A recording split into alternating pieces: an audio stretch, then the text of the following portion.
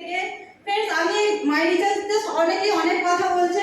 আমি আমার কিছু সামান্য কিছু আমি বলবো, মাই রিচার্জটা আপনারা কেন করবেন আমার নিজের অনুভূতি থেকে বলবো।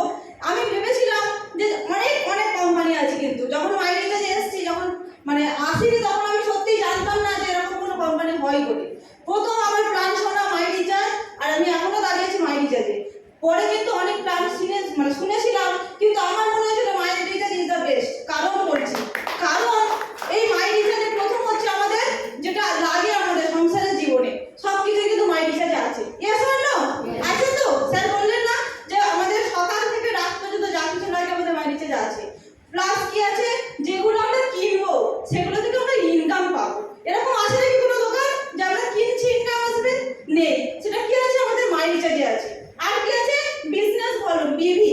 ওই বিভিটা কিন্তু আমাদের কি করছে, আমাদের কিন্তু একটা ইনকাম জোন। আজকে এখানে আমাদের ডেকেছে কেন? কেউ বলছে আমি সিলভার, কেউ বলছে গোল্ড, কেউ বলছে আমি সাফায়ার। এই যে র্যাঙ্কগুলো, এগুলো দিচ্ছে কিন্তু শুধুমাত্র বিজনেস বলুন। তাহলে যে বিভিটা আছে, যে প্রোডাক্টে, সেই প্রোডাক্টটা অবশ্যই কিন্তু আমাদের মাই রিচার্জের জন্য আছে। আর এর জন্য কিন্তু মাই রিচার্জ করা দরকার, তাই তো? এখানে শেষ নয়, আরো আছে।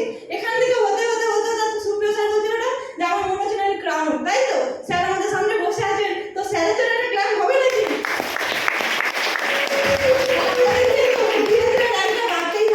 এখানেও শেষ নয়, বলছে এই ব্র্যান্ডগুলো থাকতে থাকতেও কিন্তু যদি আমরা যে কেনাকাটাগুলো করছি ওটা তো ফ্রি একটা পাচ্ছি, আমাদের কিন্তু কোম্পানি একটা ঘুরতেও নিয়ে যাচ্ছে, তাই তো? তাহলে ঘোরার জায়গাটাও কিন্তু আমাদের কোম্পানি দিচ্ছে।